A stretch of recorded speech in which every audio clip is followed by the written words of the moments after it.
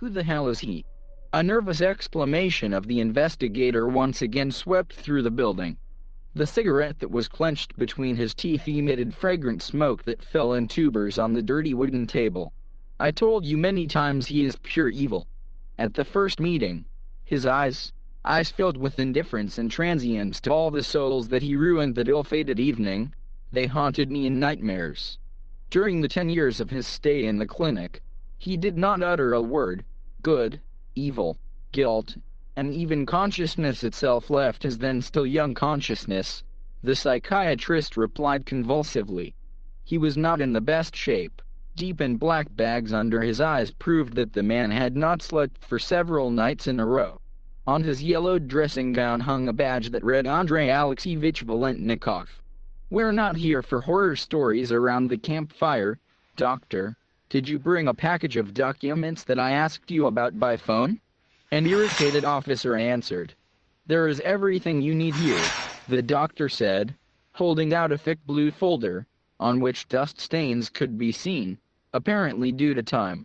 The investigator began to take out document after document and, having found the right sheet, silently stared at it, drawing the cigarette smoke deeper into his lungs.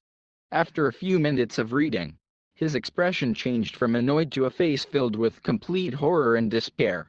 He slowly put the sheet on the table and left, telling us that he needed to make a call. We were left alone with the psychiatrist. He looked at me with eyes of complete horror and compassion.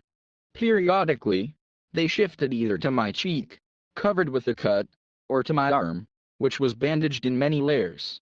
He probably wanted to ask me about something, to find out about my state of mind, in order to help move away from horror, but for some reason he did not dare. I don't remember how long this agonizing wait lasted, but in the end the law enforcement officer entered the room.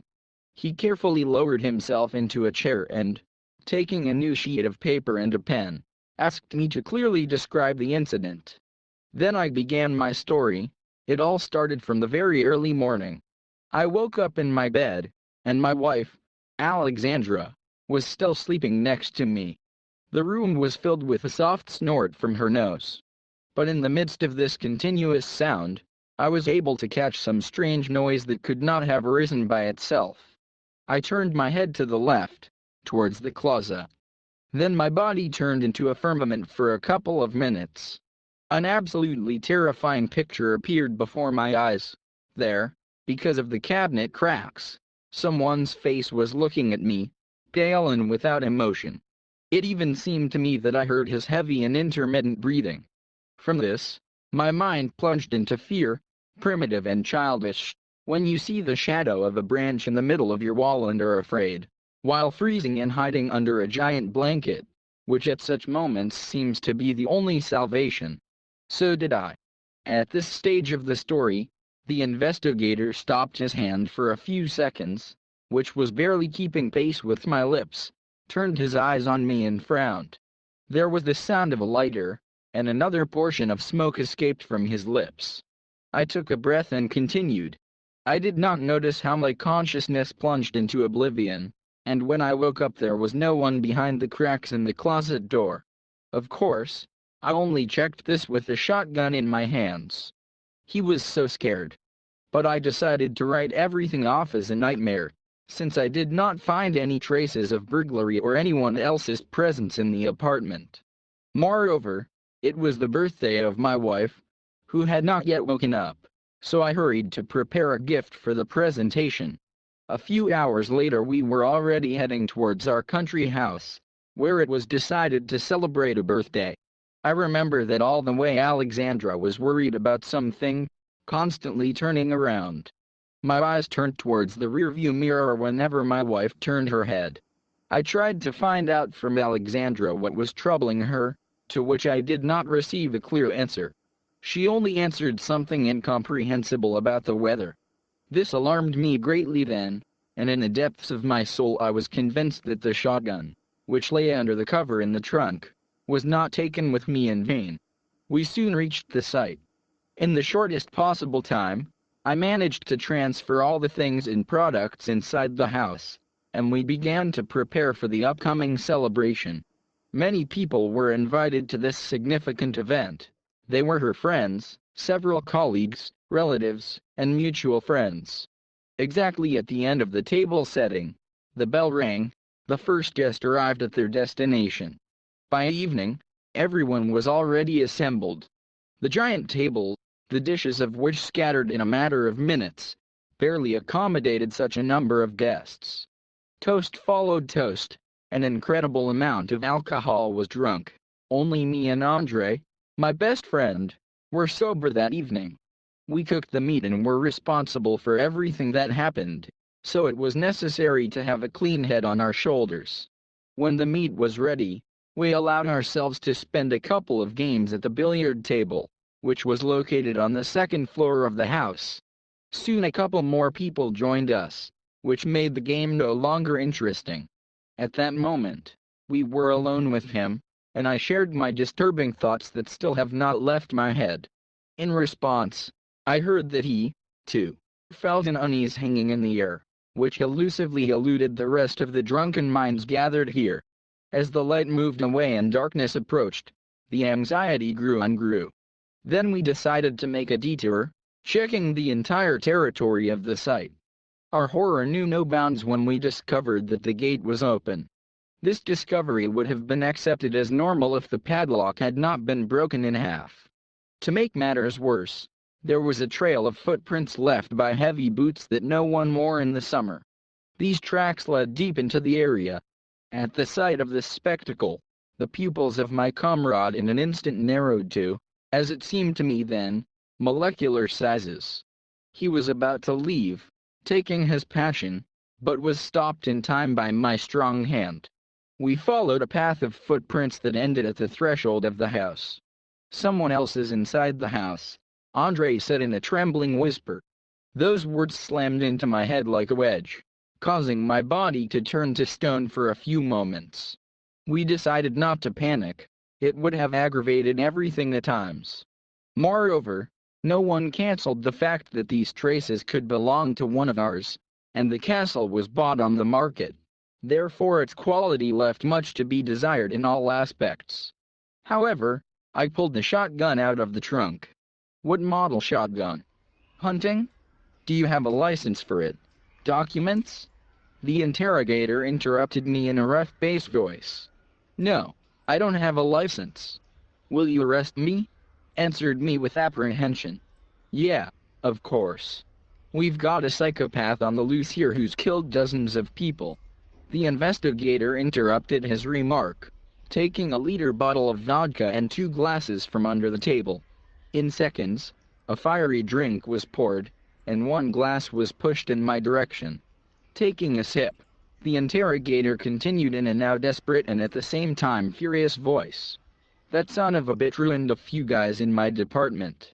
I still can't get the tears of their mothers out of my head, who heard that they would never be seen again in their lives, that they wouldn't even be able to identify them, because what this bastard did is inhuman in every sense. What I am now recording will not go into the archives of the police in any way. Otherwise, I will certainly end up in a psychiatric hospital." At that moment, his index finger darted towards the doctor, who was sitting between us. He only raised his right eyebrow and slightly drooped his face. "Therefore, go on, tell everything in great detail. The more we learn about the bastard's weaknesses, the sooner I can finish him off," the policeman continued with fury. Throwing back a glass of vodka, which spilled into my stomach in fiery streams, I continued my story. After some time, we put all the guests to bed. We barely had enough space for this event. Andre and I also agreed to maintain contact by telephone at night, so that in which case we could take preventive measures against the intruder. However, in the depths of my mind, I hoped that it would not come to this and that everything would be fine. I would have known then how it would all end. My consciousness could not stand it. I was very exhausted and tired during the day. My mind once again plunged into the endless realm of sleep. I do not remember what I dreamed then, but I did not sleep long. I was awakened from oblivion by the loud and annoying sound of a bell. On the display, I saw a photograph of Andre. A second later, A deafening female scream was heard. This made my mind clear like boiling water, and I moved my finger to the side, answering the call. Man, man, urgently go downstairs. He is there. He is there. Andre croaked into the phone. With the speed of light, I got out of bed, slung the shotgun over my shoulder, but I stopped right at the door. He turned his head to his sleeping wife. Decided to wake her up. Zaya, Zay, get up. Someone broke into our house. I whispered in her ear, patting her on the shoulder. She, to my surprise, woke up pretty quickly. Her reaction was extremely strange. Alexandra roared, pressing her hands to her face. It's all my fault. It's all my fault, she repeated convulsively, swallowing her own tears. I did not have time to calm her down, so I almost forced my wife to crawl under the bed. Only then did I leave the room and tiptoe downstairs. My steps created a deafening creak that turned into a disgusting symphony, catching fear and suspense. What I saw below turned a few of my hairs gray. There, in front of the toilet, he stood, a gigantic man, dressed in a straitjacket, which, however, was torn and no longer performed its restraining functions. His face was covered by a mask made of some kind of metal. That is why it shone and shimmered from the light of the moon. I saw this mask last morning and may have seen it in real life. There was a door in front of the murderer, the door to the lavatory, to which Ira, my wife's friend, was nailed. There was a sharp piece of fence stuck into her chest, which the psychopath apparently ripped out beforehand. Dark red blood flowed from the wound, which created a puddle under the unfortunate woman.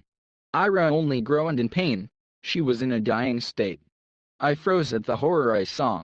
Froze, unable to pull the trigger of the shotgun and end it here and now. A few minutes later, a sleepy Alexei came out of the next room. The big man grabbed him by the neck, starting to squeeze his neck. He didn't even have time to scream.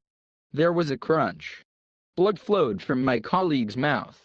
Ultimately, the psychopath tossed his body away like a rag doll. Only then was I able to pull the trigger. There was a deafening shot. But the killer not only did not die, he did not even lose his balance and resisted. He turned his head towards me. Through the slits in his mask, which were greatly enlarged by the shot, I saw his eyes. They were filled with serenity and indifference to what was happening. In the next second, the giant stomped on me at a fairly high speed. His footsteps buckled the wood, making the wood crack where it shouldn't be. I took another shot, and another, and another. My hands got tired of pushing cartridges, and the psychopath kept coming at me. Finally, with another flash, the giant fell with a deafening crash. His body was so massive that with his fall, he broke through the floor and ended up in the basement. By this time, Andre managed to wake everyone in the house and start the evacuation. I was filled not only with fear, but also with rage boiling my blood. My body itself led me to the basement. The giant lay without moving. I reached out my hand to remove his mask. But as soon as my fingers touched the metal item, the giant came to life and grabbed my hand. There was a crunch, and hellish pain spread through my body like poison. In a second, the psychopath grabbed a brick shovel and swung in my direction. At the very last moment, I moved my head back a little. The shoulder blade left a cut, and a trickle of blood ran down my cheek. With difficulty, I aimed the shotgun at the killer's feet and fired. From the recoil, the weapon flew away from my hands, but the big man fell, as it seemed to me, dead. I ran away from Sin and jumped into Andre's pickup truck, which, as always, turned out to be a true friend and, unlike everyone else, was waiting for me. When we got to a safe distance, I called the police. So he killed two. After listening to my story, the investigator asked. It turns out that's so, I answered in a trembling voice. I heard you. Thank you for your help. Now listen to me carefully. For the duration of my measures, you must lock yourself in your grandmother's apartment and not go anywhere. It is desirable to make a minimum of sounds. A psychopath's fingerprints were found in your apartment. He's been following you since morning. At night, he was going to kill your wife, since her name is present in a 10-year-old case. He won't leave her alone and will keep trying to kill her. In which case you should call this number. I will be in touch, the investigator said confidently and menacingly, handing me a piece of paper with the number. What about the 10-year-old case? In the end I asked in horror. This information is not for your ears, the investigator replied indifferently, accompanying me to the exit.